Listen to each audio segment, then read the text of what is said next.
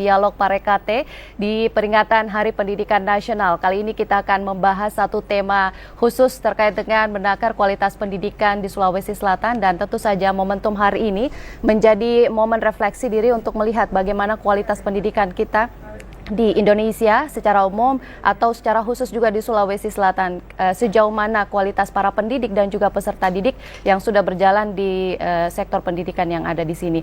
Langsung saja saya akan menyapa 3 narasumber yang sudah hadir di studio. Yang pertama, dari sisi paling dekat saya terlebih dahulu ada pengawas koordinator pengawas Dinas Pendidikan Provinsi Sulawesi Selatan, Bapak Mustaqim SPD MSI. Selamat malam, Pak. Terima kasih banyak untuk waktunya. Dan selanjutnya juga di tengah ada pengamat, Kepala Sekolah SMA Negeri 9 Makassar, Bapak Dr. Haji Muhammad Asrar MPDI. Selamat malam, Pak Asrar. Sehat, Pak? Alhamdulillah. Hari ini banyak sekali demo, dan tentu saja mereka semua memberikan tuntutan banyak tentang kualitas pendidikan. Kita akan mendengar dari sisi Bapak sebagai Kepala Sekolah. Dan juga pengamat pendidik kita, pendidikan yang sudah hadir bersama kita di sini ada Dr. Yasdin MPD MSc IPM ASEAN Eng. Assalamualaikum, selamat malam Pak Yasdin. Malam, Mbak. Sepertinya Pak Yasdin juga alhamdulillah ini ya demo. Terjebak dengan demo juga. Sempat terlambat beberapa menit. Saya pikir kita akan melihat bagaimana pandangan Pak Yasdin nanti juga melihat kualitas pendidikan kita di Sulawesi Selatan. Untuk mengawali pertanyaan saya ingin langsung ke yang terlibat di Satuan Pendidikan, Kepala Sekolah. Bagaimana Bapak memaknai Hari Pendidikan Nasional? Apa yang Bapak lihat di sekolah? Ya, momentum Hari Pendidikan Nasional harusnya kita jadikan sebagai kesempatan untuk melakukan refleksi untuk semuanya. Jadi semua stakeholder terkait dengan pendidikan ini harus melakukan refleksi. Kami sebagai kepala sekolah tentu harus melakukan refleksi apa yang sudah kami capai selama ini, apa yang sudah dilakukan dengan baik, apa yang masih perlu diperbaiki, sehingga ke depan akan semakin meningkat mutu pendidikan kita. Bagaimana dengan Pak Mustaqim sebagai pengawas ini, melihat banyak sekali mungkin perbandingan dari sekolah yang ada di Sulawesi Selatan. Bagaimana Bapak melihat refleksi Hari Pendidikan Nasional kita hari ini? Jadi di Hari Pendidikan Nasional tahun ini, khususnya Sulawesi Selatan ya, kita melihat bahwa apa yang disampaikan tadi Pak Bapak Kepala Sekolah ya, bahwa memang perlu kita merefleksi di satuan pendidikan apa yang telah kita capai, kemudian bagaimana untuk meningkatkan mutu pendidikan ke depannya. Hal-hal apa yang kurang itu yang akan kita tingkatkan nantinya. Sebagai seorang pengawas yang melakukan pendampingan di satuan pendidikan, beberapa kegiatan-kegiatan dalam pendampingan yang kita lakukan di satuan pendidikan. Oke, baik. Pertanyaan sama juga untuk Pak Yasdin. Pak Yasdin, bagaimana Bapak menilai Hari Pendidikan Nasional kita hari ini? Baik, Mbak. Kalau momentum Hari Pendidikan Nasional di 2 Mei 2025 sebenarnya menjadi cikal bakal tidak sekadar proyeksi untuk pendidikan kita, tetapi juga berdasarkan refleksi yang ada. Kebetulan di 2025 ini kita berada di nomenklatur baru terkait dengan pendidikan. Tingkat satuan pendidikannya kita mulai pada jenjang jenis itu berada pada 3 kementerian yang berbeda. Tapi kalau kita bawa pada ranah nasional, ranah lokal untuk Sulawesi Selatan, maka tentu pembicaraan kita adalah pendidikan menengah yang merupakan gawean dari provinsi. Nah sekarang kalau untuk menakar itu semua barangkali menjadi momentum kita untuk berbicara bagaimana kurikulum 2025 ini yang banyak menyebutnya sebagai kurikulum berdampak. Ada pola kurikulum pembentukan baru misalnya deep learning yang coba untuk digalakkan sebagai lanjutan dari Merdeka Belajar, Kampus Merdeka kalau dalam bahasanya Menteri yang lama. Sebelumnya. Ya, mungkin itu yang penting selain merefleksi juga memproyeksikan bagaimana pendidikan kita di masa-masa yang akan datang. Nah, itu menarik juga. Kalau misalnya Pak Yasdin tadi menyebut ada 3 kementerian dibagi ini untuk melihat bagaimana pemetaan pendidikan di Indonesia ingin ditata dengan baik dengan perubahan yang diharapkan lebih baik juga. Nah, kalau melihat itu, transformasi pendidikan kita di abad 21 ini secara khusus menurut Pak ini bagaimana? Cocokkah dengan yang ada atau seperti apa? Ya, kalau kita lihat misalnya pandangan beberapa ahli dalam pendidikan yang diharapkan dari kompetensi abad 21 terutama pada aspek critical thinking, polanya kita sedikit tergerus karena banyak sekali pola yang selama ini berjalan itu sifatnya justru membentuk kapasitas peserta didik yang instan. Misalnya kesempatan untuk belajar lebih cepat dengan hadirnya beragam platform digital, misalnya AI yang digunakan dalam dunia pendidikan saat ini itu justru meruntuhkan critical thinking. Jadi mesti ada dengan hadirnya platform digital, bantuan AI itu perlu ada penyesuaian dengan sumber daya yang kita punya. Misalnya bagaimana tetap mendorong critical thinking itu, tetapi juga tetap basisnya adalah basis teknologi atau digital. Nah, kalau kita cross check lebih dalam sebenarnya, ini kalau Breven Brenner menyebutnya sebagai bioecological model itu harus kita pelihara dalam jenjang pendidikan meskipun ada perubahan kebijakan. Nah, oleh karena itu makanya kalau kita melihat entitas keindonesiaan, misalnya paradigma kependidikannya kita selama ini kecenderungannya lebih pada paradigma penamaan, ganti kementerian, ganti penamaan, tetapi ada paradigma yang dilupakan. Ya, kalau dalam konsepnya Finlandia itu 6 paradigma itu harus tetap ikut. Misalnya paradigma filosofi, paradigma linking and match, bukan hanya terkait dengan SMK dan seterusnya, tetapi ini juga menyangkut dengan pendidikan akademik yang lain. Menarik. Baik, langsung ke ininya juga yang berhadapan dengan peserta didik. Kalau tadi Pak Yasdin menyinggung bahwa critical thinking itu hilang dari pola ini yang ada sekarang. Bagaimana Pak Asral melihat? Iya, yang pasti bahwa digital tidak bisa dipisahkan dari proses pendidikan, karena itu yang sedang kita alami.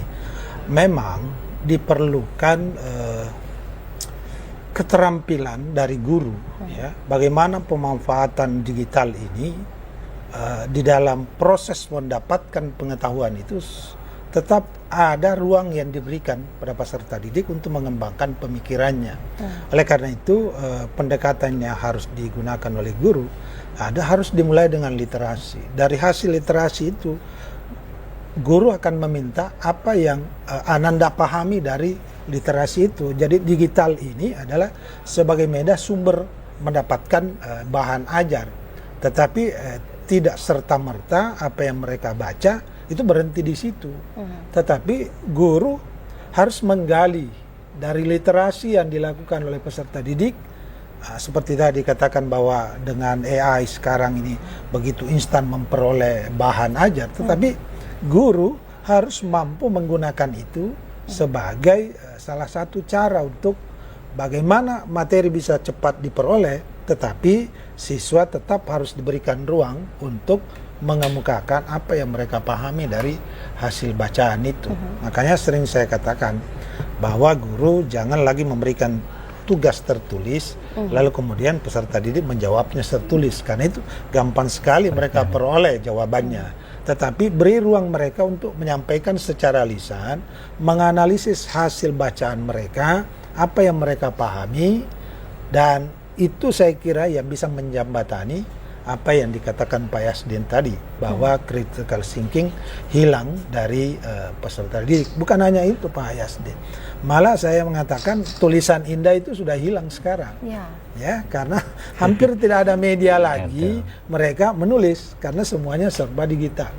Nah, oleh karena itu ya untuk menjembatani tadi, guru memang harus pandai memanfaatkan digital dan tetap juga harus memberi ruang critical thinking tadi seperti yang saya. Tapi sejauh ini pendampingan terhadap guru untuk bisa mengaplikasikan itu sesuai di dalam kelas misalnya, bagaimana Pak? Ya, justru memang itulah tantangannya, dan saya selaku kepala sekolah memang bagaimana memperkuat teman-teman di dalam bagaimana menguatkan kemampuan literasi anak. Jadi literasi bukan sekedar membaca saja, tapi bagaimana mereka bisa menganalisis lalu kemudian bisa memproduksi pemahaman dari hasil bacaan itu. Jadi tidak sekadar verbalistik yang ada. Yang penting mereka itu dari hasil bacaan itu mereka bisa menyampaikan pendapatnya, ya, sehingga berkembang wawasannya. Tapi sorry Pak, untuk melihat di lapangan saya mungkin kurang mengikuti. Kalau misalnya digitalisasi ini artinya semua dilengkapi dengan alat digital di kelas, kemudian membaca, kemudian menyampaikan, menjawab pertanyaan, atau masih dilandasi dengan buku-buku fisik yang mereka ini? Ya, jadi buku sebenarnya juga sekarang ini, buku-buku cetak itu sudah mulai pemanfaatannya agak kurang. Kenapa? Karena sudah banyak buku digital. Ya, jadi hampir semua proses pembelajaran yang terjadi di sekolah itu sudah menggunakan digital. Nah, sehingga sekarang ini tidak hanya sekolah yang punya sarana itu, tapi anak juga sudah memiliki sarana karena melalui gadget mereka itu sudah ada. Nah, tinggal ini yang saya maksud tadi, bagaimana guru memanfaatkan dan tidak menghilangkan kemampuan critical thinking mereka itu yang kita perlu. mengenal istilah scanning, skimming, semuanya kan berproses itu Pak, memberikan kita untuk mencerna kemudian menjelaskan kembali. Ya. Baik, langsung ke Pak Mustaqim sebagai evaluator melihat bahwa situasi Sulawesi Selatan kan tidak semuanya mungkin dilengkapi dengan fasilitas atau infrastruktur yang pas untuk digital. Di daerah-daerah tertentu 3T apalagi ini kan mungkin masih terhambat untuk itu. Bagaimana Bapak melihat transformasi ini ternyata belum siap di semua wilayah yang ada Sulawesi Selatan? Ya, jadi memang kita di Sulawesi Selatan karena kondisi alamnya memang yang ini ada beberapa sekolah-sekolah 3T ya, khususnya yang ada di pulau-pulau memang terbatas jangkauan internetnya ya. Kemudian ada juga di daerah-daerah pegunungan, khususnya daerah Luwu sana, ya, masuk sekolah 3T. Jadi dinas pendidikan itu biasanya mendorong satuan-satuan pendidikan bagaimana supaya guru-guru mereka, ya, guru-guru yang ada di satuan pendidikan itu ikut mengikuti semacam ya perkembangan ya melalui tadi yang disampaikan, bisa melalui pelatihan workshop yang ini. Kemudian terkait disampaikan tadi Bapak Kepala Sekolah bahwa ini ke depan Dinas Pendidikan itu kita akan merancang ada dalam satu hari di 5 hari belajar itu, satu hari itu kita usahakan khusus untuk literasi saja. Ya, misalnya hari Jumat, semua mata pelajaran itu diharuskan untuk membaca tok saja, literasinya mau ditingkatkan. Kenapa? Karena ini kemarin kita lihat rapor pendidikan kita memang itu di literasi dan numerasi yang agak kurang. Dengan adanya perkembangan teknologi mungkin anak-anak itu gampang sekali cari ini jawaban-jawaban, akhirnya malas untuk membaca. Ya. Saya rasa itu. Kalau Pak Yastin melihat akurasi dan referensi yang biasanya menjadi sumber acuan dari anak-anak mendapatkan jawaban, saat ini kan tidak bisa semuanya dikatakan valid atau ini ya. Tapi kalau Bapak melihat apakah ini menjadi celah atau potensi yang bagus untuk anak didik, peserta didik kita?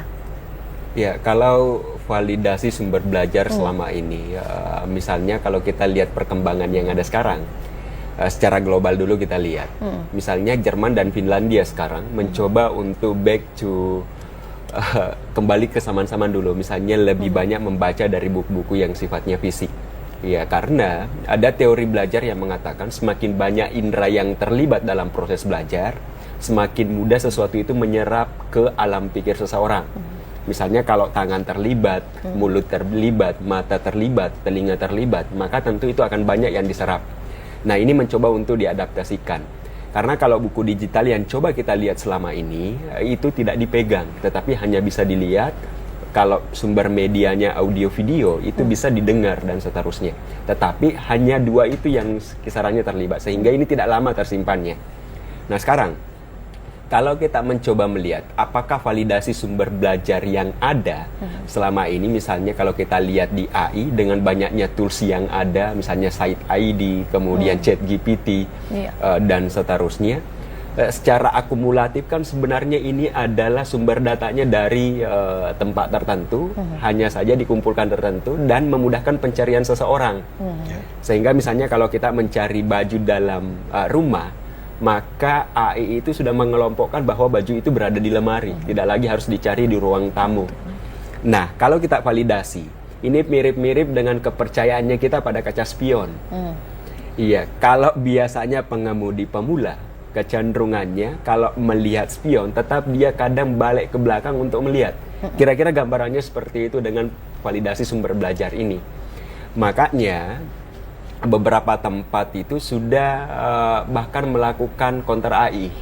Jadi segala yang diproduksi dengan AI itu dicoba cross-check dengan AI juga. Nah, sehingga validasinya ke depan ini sebenarnya harusnya ada triangulasi ahli tetap kalau misalnya kalau dalam riset. Kalau dalam bahan belajar tetap harus ada multi referensi barangkali. Nah, ini kesempatan-kesempatan kita sebenarnya sebagai pengguna tidak hanya melek digital, tetapi juga menjadi orang yang benar-benar memahami apa yang kita jadikan sebagai alat pencari. Iya. Contoh kasus misalnya, maaf mengapa saya sebut itu, mungkin ada beberapa kajian sejarah. Kalau misalnya kita mencari di AI, ChatGPT, sejarah singkat, ada yang perlu masih harus divalidasi tentang lokasinya atau namanya dan sebagainya. Tapi kan guru-guru mungkin tidak semua paham tentang cara untuk mencari itu. Nah, kalau kita bicara juga ke beberapa negara, Pak Yazdin, ada negara yang sudah mulai memberlakukan screen time bagi anak. Nah, ini kan bicara tentang peserta didik di Sulawesi Selatan. Sepertinya tidak ada batasan ya secara khusus begitu, bahkan dilibatkan di sekolah. Artinya kita justru memanfaatkan AI itu sebagai bahan ajar. Menurut pandangan Bapak gimana? Iya. Kalau sebelum ke Sulawesi Selatan, ini di Jawa Barat sepertinya ada kasus yang seperti ini yang tidak memperbolehkan peserta didik untuk membawa smartphone ke sekolah. Iya, kecenderungan kita sebenarnya ini tadi terkait dengan paradigma itu, paradigma kebijakan yang ada, bukan hanya paradigma penamaan, ada paradigma filosofis dan ada paradigma penggunaan. Selama ini kecenderungannya kita dalam dunia pendidikan itu miskin kebijakan. Bahkan kalau kita mau terbuka Sulawesi Selatan saja, perda tentang pendidikan itu masih sangat kurang. Selama ini mayoritas pola pendidikannya kita banyak diletakkan di pendidikan non-formal, informal maksud saya. Mulai dari rumah tangga yang selama ini screen time itu kan, misalnya banyak dikeluarkan oleh aplikasi tertentu. Ini banyak dibebankan justru ke orang tua untuk membatasi sendiri. Tetapi secara regulatif kita sangat miskin untuk ini.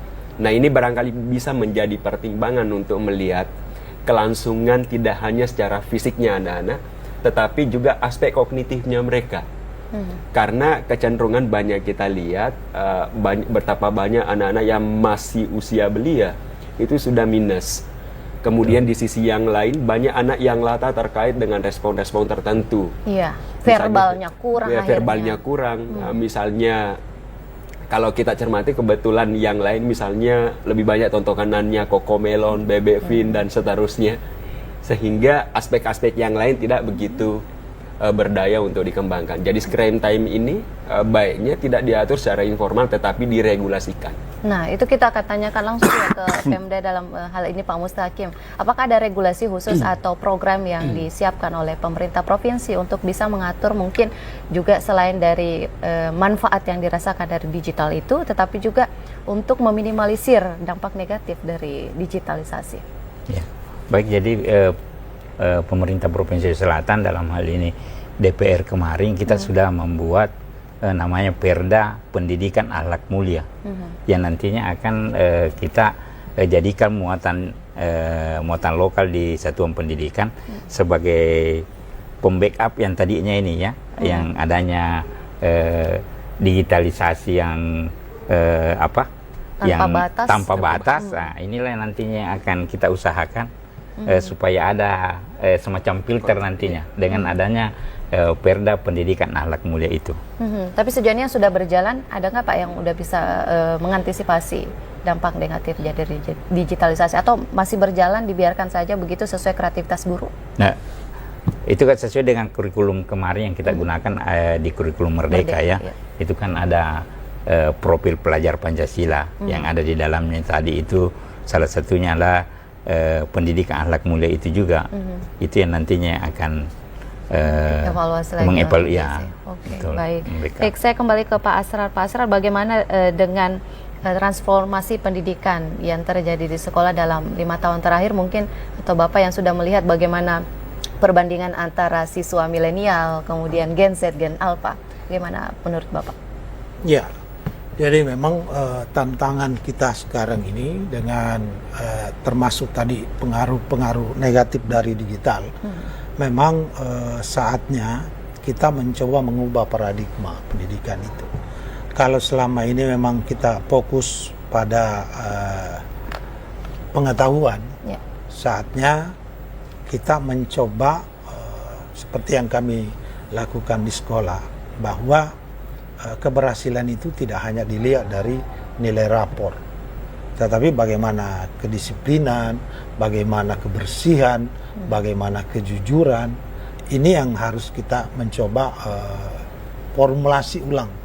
Makanya saya selalu katakan bahwa ada perbedaan di dalam menanamkan pengetahuan, keterampilan, dan karakter, ya. Dan ini yang harus dipahami oleh guru-guru. Kalau pendidikan pengetahuan itu ya membaca, dilatih dia bernalar, itu bisa. Kalau keterampilan harus ada ruang mereka untuk praktek, melakukan secara langsung. Kalau karakter itu harus dibiasakan. Maka di sekolah itu harus ada pembiasaan-pembiasaan. Misalnya hadir tepat waktu, saatnya beribadah, ya. Di dalam bergaul juga harus memperhatikan jangan ada bullying, jangan ada kekerasan, ya. Lingkungan sekolah tetap harus dijaga. Karena terus terang kepincangan yang terjadi selama ini itu, sehingga menimbulkan banyak problem di dalam pergaulan anak-anak kita. Oleh karena itu saya kira transformasi yang perlu kita kuatkan kembali, bahwa keberhasilan pendidikan tidak semata-mata dari sisi pengetahuan.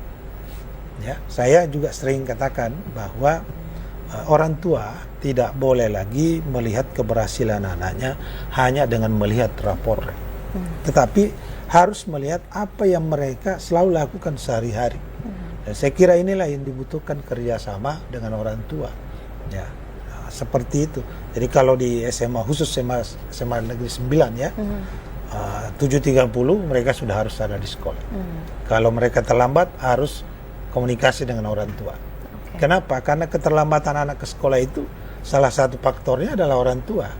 Jadi bukan lagi persoalan guru di situ, karena mereka dari rumah. Nah, yang kedua, di sekolah itu mereka disambut kehadirannya oleh guru-guru, ya.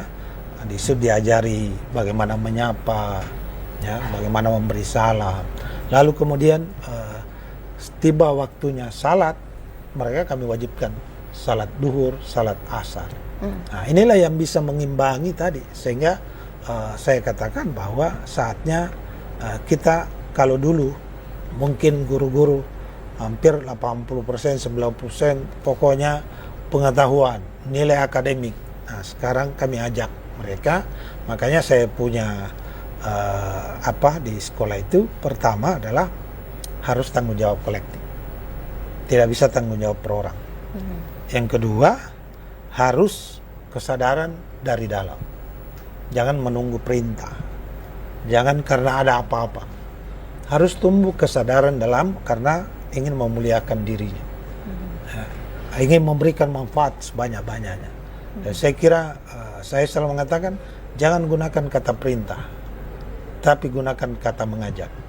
Apa bedanya perintah dan mengajak? Perintah belum tentu yang memerintah melaksanakan. Tapi kalau mengajak artinya yang mengajak itu lebih duluan. Jadi keteladanan di sini. Nah, saya kira hal-hal seperti inilah yang transformasi seperti ini yang harus kembali dikuatkan. Saya pikir ini juga relevan dengan fenomena yang marak kita lihat sama-sama di media sosial saat ini. Banyak peserta didik yang tidak sopan kepada gurunya, atau mungkin sesama juga banyak bullying terjadi, kemudian juga pergaulan bebas. Ya Pak Asrar, menurut Bapak dengan fenomena yang ada banyak terjadi, mudah-mudahan tidak ada di Sulawesi Selatan, apa yang menjadi kelemahan dari sekolah tersebut sehingga ada siswa yang melakukan? Yang pertama tentu kita mulai ubah cara pandang tadi. bahwa keberhasilan itu tidak dilihat pada nilai-nilai rapor saja. Mari kita mencoba mengintegrasikan. Nah, sama kalau di SMA Negeri 9, sebelum memberikan nilai akademik, itu sudah harus lebih dulu memberikan nilai karakter. Jadi nilai karakter dulu yang harus diberikan. Kalau di kurikulum Merdeka ada pendidikan karakter juga nggak Pak Ya, yang yang jelas. dicondongkan? Ya, di kurikulum Merdeka justru salah satu yang menjadi penguatan itu Adalah Ya, pendidikan karakter. karakter. mengintegrasikan pengetahuan dengan karakter. Berarti masih Itu. banyak yang ditemukan itu tidak menerapkan kurikulum Merdeka secara total gitu. Iya, betul. Baik, terima kasih banyak Pak Sar. Kalau pandangan Pak Yasdin gimana? Kalau tadi Pak Sar melihat atau menyebut bahwa pengetahuan itu bukan menjadi acuan semata untuk melihat kesuksesan satuan pendidikan, tetapi juga harus melihat pendidikan karakter anak siswanya. Pandangan Bapak? Ya, justru kalau kita sebenarnya mencermati pandangannya Thomson, 73% keberhasilan seseorang itu diwujudkan oleh kapasitas soft skill yang dia punya. Kalau dibawa dalam pendidikannya kita, ya kebetulan kan kita ada vokasi dan akademik. Kalau di vokasi, soft skill itu dianggap sebagai penguat. Tapi kalau di sekolah akademik kecenderungannya, di sana banyak yang berpengaruh soft skill itu. Misalnya ketenangan, kemudian empati, dan sifat-sifat yang justru tidak ditunjukkan oleh orang itu banyak mendukung. Nah, sekarang kecenderungannya pola-pola ini kan sebenarnya tidak diletakkan serta-merta atau tidak langsung gitu, tetapi dia melalui proses yang panjang. Sehingga kalau kita lihat satuan pendidikannya kita, tadi kalau Pak Kepala Sekolah sudah menyampaikan ada interaksi dengan orang tua. Tetapi kalau dalam konteks yang lebih luas sebenarnya bukan hanya berhenti di orang tua. Ada hubungan dengan masyarakat yang lain, bahkan itu berpengaruh terhadap kondisi anak. Gimana misalnya daya tutur dan seterusnya yang ditampakkan itu dipelajari dari orang-orang yang ada di sekitar. Sehingga sangat penting untuk meletakkan fondasi itu dalam kerangka pendidikan informal. Nah, yang jauh tidak tersentuh kita selama ini dalam dunia akademis adalah pola-pola asuh yang ada di tempat-tempat yang lain, sehingga mata rantai itu tidak berjalan dengan optimal. Oleh karena itu barangkali misalnya selama ini peran-peran komite sekolah kecenderungannya lebih banyak ke fungsi-fungsi yang justru sifatnya misalnya pembiayaan pendidikan. Ya barangkali bisa diarahkan ke yang lain juga dari komite sekolah itu. Kemudian di sisi yang lain interaksi anak dengan anak di sekolah, dengan siapa dia bergaul dan dibawa keluar kemana itu sangat ini. Karena dalam masyarakat yang sangat pluralistik atau masyarakat perkotaan metropolitan, kecenderungan untuk selfistiknya itu tinggi sekali, nafsi-nafsinya tinggi sekali. Berbeda dengan masyarakat kita yang ada di dalam urusan tertentu, urusannya dewe misalnya, urusan ini dan seterusnya. Ya tidak lagi pada ranah yang selalu memberi ajakan atau bahkan gotong royong, dan tenggang rasa seterusnya. itu masih ada. Tapi di beberapa wilayah, saya sepakat dengan itu. Dengan masalah yang ada, nah, saya ingin melihat pengamatan Pak Yasdin ini, pergaulan bebas, bullying, kemudian sikap tenggang rasa yang sudah mulai kurang, dan ada juga sopan santun yang terus menurun dengan berbagai fenomena kasus siswa yang berani menghantam gurunya atau lebih keras daripada itu. Tapi bahkan ada kasus yang melaporkan gurunya. Artinya satuan pendidikan tidak lagi menjadi lembaga yang dipercaya oleh orang tua itu sendiri karena berani dilaporkan gitu ya Pak. Menurut Pak Yasdin, apa yang menjadi kekeliruan dari, atau misalnya apa kekurangan dari masalah fenomena ini terjadi? Baik, terkait dengan yang bersangkutan dengan hukum di dunia pendidikan. Iya. Selama ini barangkali ini sering disuarakan oleh asosiasi profesi terkait dengan perlindungan. Yang ada selama ini kalau kita berbicara hubungan timbal balik adalah undang-undang perlindungan terhadap anak. Tetapi untuk profesi tertentu jarang sekali disuarakan karena dianggap bahwa punishment dalam dunia pendidikan itu sifatnya untuk memberikan efek jerah, tidak dianggap sebagai pola pendidikan. Nah, pola-pola ini yang dimaksud barangkali ketika ada kohesivitas yang luntur, hubungan antara guru dengan masyarakat atau dengan peserta didik, maka di sana dianggap ada gap. Anggaplah tidak jauh dari lingkungan sekolah. Hubungan saya dengan bapak atau mbak misalnya sebagai orang baru, Kalau saya panggil dengan kata-kata kasar, itu akan menunjukkan ketersinggungan. Tetapi bagi orang dekat, dipanggil dengan sapaan apapun, itu tidak bakal berkeberatan. Ini salah satu contoh. Artinya apa? Ada keeratan yang hilang antara komunitas belajar itu. Antara guru dengan peserta didik barangkali yang melemah, antara guru dengan orang tua, antara guru dengan entitas masyarakat.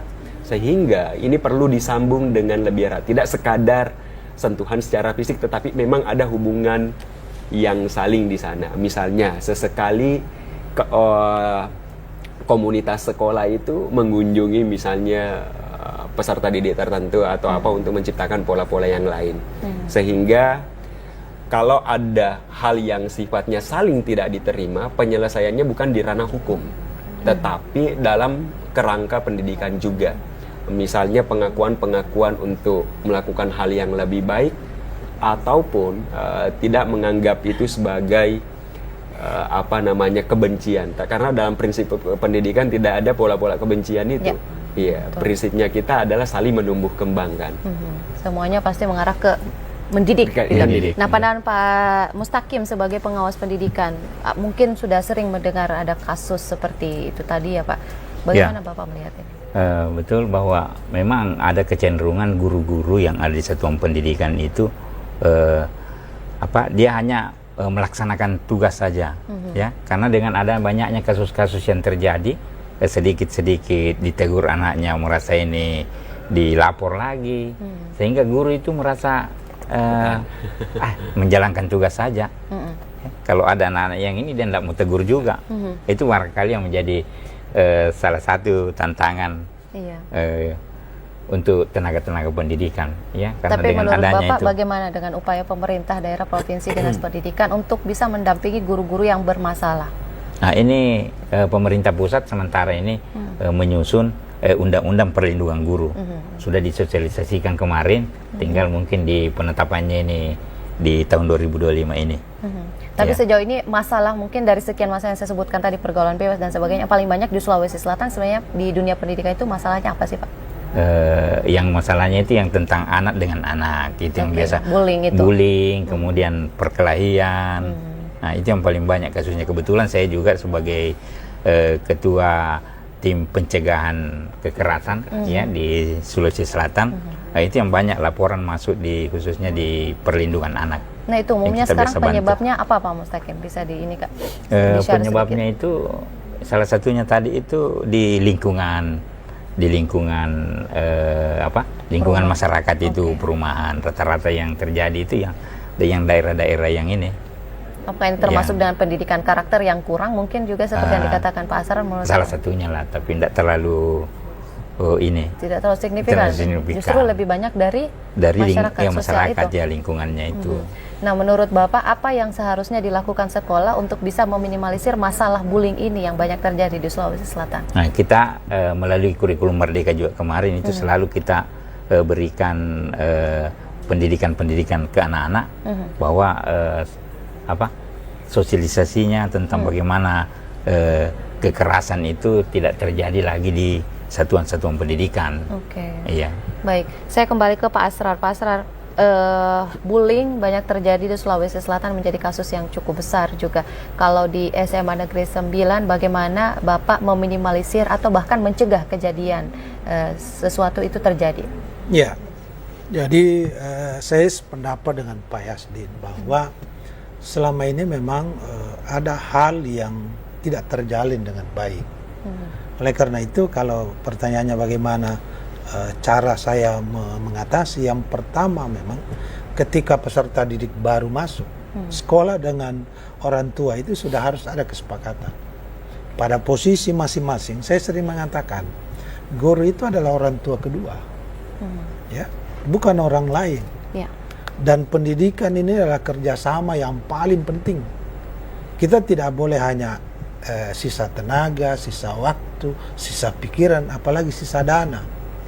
Mengurus pikiran ini harus intensif, kita ketemu, ya, harus menjalin keakraban. Kami ketika melakukan usaha memperbaiki anak, jangan anggap kami orang lain. Kami adalah orang tuanya di sekolah. Nah, sehingga anggapan-anggapan negatif itu bisa kita minimalisir. Sebaliknya, guru juga di dalam melaksanakan tindakan, dia harus meyakinkan peserta didik bahwa apa yang saya lakukan ini adalah demi kebaikan, demi masa depan mereka. Sehingga tidak muncul rasa benci di antara siswa, orang tua, dan guru. Nah, bagaimana dengan siswa? Itu tadi, selain pendidikan karakter yang kita harus perkuat, lalu kemudian karakter juga masuk salah satu ranah dari penilaian. Jadi saya sering mengatakan semuanya adalah pendidikan. Di luar sekolah pendidikan, di luar kelas pendidikan, dalam kelas adalah pendidikan. Karena cenderung anak, terkadang yang dianggap pendidikan itu belajar itu dalam kelas. Nah, setelah keluar dari kelas, seolah bebas. Ya, tidak ada lagi. Nah, sehingga ini yang perlu kita bangun, bahwa semua sistem yang terjadi itu adalah bagian dari pendidikan. Nah, selanjutnya memang salah satu cara yang lain seperti tadi, bahwa di sekolah itu ada tim pencegahan yang selalu melakukan sosialisasi, lalu kemudian menerima. Jadi jangan hanya terjadi, kalau sudah ada gejala, segera sampaikan ke guru, sehingga guru cepat mengatasi. Yang kedua, kita sampaikan ke siswa, jika ada masalah di antara mereka, jangan diselesaikan sendiri, serahkan ke guru. Apalagi jangan melibatkan orang tua. Nih, Pak. Ya, jangan melibatkan orang tua. Ya, karena kalau menyelesaikan sendiri, pasti ada yang terzalimi di antara mereka. Nah, makanya yang lain juga, tentu efektivitas pembelajaran juga harus dijaga. Karena biasanya yang terjadi ketika terjadi jam-jam kosong. Ya. Betul. Ada kelas yang tidak belajar, inilah mungkin mengganggu ke kelas lain, maka itu juga yang harus kita jaga, sehingga situasi di sekolah itu betul-betul terjadi saling menghargai, ya, ada rasa empati, mereka adalah bersaudara, ya, apalagi kalau bukan hanya sebenarnya bullying, saling mengejek, saling ini. Nah, sering juga saya katakan bahwa fisik itu tidak menjadi penilaian, ya. Yang menjadi penilaian itu adalah akhlak dan karakter kita. Ya, jangan jadikan fisik sebagai bahan bulian. Iya, ya. Jadi sekarang juga menjadi objek utama juga ini di kalangan remaja ini yang sedang puber dan sebagainya. Itu menjadi. Jadi memang pengawasan juga memang harus kita perkuat. Pengawasan baik itu di sekolah, di rumah, dan di lingkungan juga semua bertanggung jawab untuk itu, ya Pak. Baik, kembali ke Pak Yasdin. Pak Yasdin, kira-kira dengan berbagai masalah yang ada di dunia pendidikan saat ini, apa yang menjadi indikator, apa yang bisa kita gunakan sebagai indikator untuk menakar bahwa pendidikan kita ini bagus, atau bisa sudah cukupkah, atau seperti apa? Ya, kalau mau melihat kualitas pendidikannya kita, sebenarnya pendidikan ini adalah layanan. Maka yang bisa memberikan respon itu adalah masyarakat atau pengguna. Bagaimana kualitas pendidikan yang kita punya. Kalau kita misalnya melihat dari dalam, indikator yang sering kita pakai adalah indikator dari PISA. Misalnya posisi Indonesia di rata-rata beberapa negara, ya, kemampuan literasi numerasinya di beberapa negara seperti apa. Untuk konteksnya kita saat ini, misalnya basic evidence-nya kita adalah riset, selalu riset. Misalnya tadi kalau berbicara soal bullying, kenapa bullying itu berdasarkan hasil riset selalu ada, karena di sana ada motif untuk menunjukkan ekspresi, di sana ada motif untuk menguasai. Nah, kecenderungan-kecenderungan itulah yang berusaha untuk kita baca dan diselesaikan secara problematik itu dengan metode riset yang tadi. Nah, sekarang kalau berbicara pada kualitas pendidikan saat ini, misalnya yang paling terakhir, mampu tidak kita memenuhi harapan-harapan yang ada di masyarakat? Kalau berbicara pendidikan akademik, mampu tidak dia kita orientasikan untuk pendidikan yang lebih tinggi tingkatannya? Kalau berbicara pendidikan vokasi, mampu tidak kita memenuhi harapan dunia IDUKA, ya, dunia usaha, industri, dan dunia kerja untuk itu. Nah, ini semua tentu layanan-layanan yang seperti ini bergantung pengguna layanan untuk melihatnya. Tetapi indikator tentu yang selalu kita sediakan adalah kemampuan peserta didik untuk selalu menempatkan dirinya di masyarakat. Ya, itu saja kalau bawaan-bawaan mau diminta untuk indikator apa yang berusaha untuk kita bawa ke sana. Pada intinya semua kembali kepada ini masing-masing. Iya. Nah, kalau misalnya bicara tentang tantangan, menurut Pak Yasdin, apa tantangan besar dari kualitas pendidikan kita di Sulawesi Selatan secara khusus, Pak? Ya, kalau berbicara tantangan untuk Sulawesi Selatan, saya pikir yang paling dekat dengan kita saat ini adalah disparitas pendidikan antara kota dan desa. Nah, kemudian disparitas yang lain lagi, misalnya penggunaan yang tadi teknologi, misalnya tidak sekadar sebagai pengguna, tetapi memang benar-benar melek teknologi. Kemudian sisi yang lain yang paling susah kalau kita berbicara pendidikan vokasi adalah jauhnya pasar kerja. Ya, beberapa pasar kerja. Kita memiliki beberapa kompetensi keahlian. Kalau di Sulawesi Selatan itu kecenderungannya industrinya ada di Jawa. Ya, ini salah satu faktor kelemahan kalau berbicara dunia SMK atau dunia kejuruan. Sementara ini gawean provinsi. Beberapa tempat barangkali yang kita punya kesulitan itu yang kita dapatkan. Ini berdasarkan telaah yang kami lihat dari program pendampingan SMK Pusat Keunggulan yang sampai tahun 2024 kemarin. Nah, kalau dari sebelum ke Pak Mustaqim, Pak Asar, bicara tentang tantangan, menurut Bapak apa tantangan besar dari para peserta didik kita saat ini maupun juga pendidiknya? Ya, saya selalu katakan bahwa pendidikan bermutu itu lahir dari proses pembelajaran yang bermutu. Pembelajaran bermutu itu lahir dari guru yang bermutu. Dan guru yang bermutu tentu ada kepala sekolah yang bermutu. Nah, kalau dilihat tantangan, kalau dilihat mengapa hasil pendidikan begini, pertanyaan yang perlu benahi adalah proses pembelajaran. Apakah proses pembelajaran selama ini sudah berjalan sebagaimana mestinya, ya, seperti yang diharapkan, ya, mampu mengembangkan kemampuan intelektual anak, mampu mengembangkan keterampilan anak, sikap anak. Kalau itu sudah terjadi, maka insya Allah hasilnya juga akan lebih bagus. Nah, tetapi banyak hal yang dibutuhkan guru sebenarnya di dalam proses pembelajaran. Ya, sekarang ini kan lagi digaungkan deep learning, yang pilarnya adalah joyful learning, meaningful learning dan mindful learning. Joyful learning, bagaimana pembelajaran itu menyenangkan. Tidak mungkin pembelajaran itu menyenangkan hanya dengan mengandalkan ruang yang apa adanya. Ruang belajar itu harus lebih nyaman. Ya. Harus kita mampu menciptakan ruang belajar yang membuat anak betah. Yang bekerja itu adalah otak. Yang bekerja itu adalah jiwa. Tapi kalau mereka berada di tempat yang apa adanya, ya coba tengoklah pendidikan sudah kita. Gelap, kotor, Ya. mungkin Bagaimana kecil gap lagi antara dunia bisnis dengan dunia pendidikan. Kita masuk di mall berjam-jam kita tidak rasa sudah jam berapa ini. Ya. Peserta didik baru belajar 45 menit, 2 kali 40 menit sudah gerah. Mereka ingin keluar. Bagaimana bisa daya serapnya meningkat? Ya. Itu salah satu. Nah, yang lain memang yang tidak boleh kita berhenti benahi adalah kemampuan guru beradaptasi. Ya. Karena saya selalu mengatakan guru itu tidak ada hentinya belajar. Karena yang mereka hadapi adalah manusia yang selalu berganti-ganti dalam setiap tahun. Saya sering bertanya begini, teman-teman, dengan materi A 5 tahun, berapa kali berganti cara?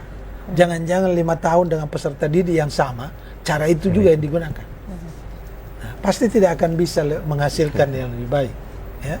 Jadi saya kira mutu pembelajaran, mutu guru, mutu sarana, mutu pembiayaan, mutu kepala sekolah, semua harus dibenahi. Bicara tentang fisik atau infrastruktur pendidikan ini lebih dalam lagi Pak, butuh waktu yang lebih lama karena kan bicara tentang ini juga ya, itu perlu juga ini efisiensi anggaran dan sekarang kan banyak sekali tantangannya gitu. Tapi tentu kita berharap adalah upaya pemerintah ini bisa sampai ke semua daerah gitu ya, apalagi disparitas pendidikan yang dimaksud tadi Pak Yasdin, ini berat juga nih Pak di daerah pelosok. Nah, kalau Pak Mustaqim melihat saat ini apa yang menjadi tantangan terbesar dari dunia pendidikan?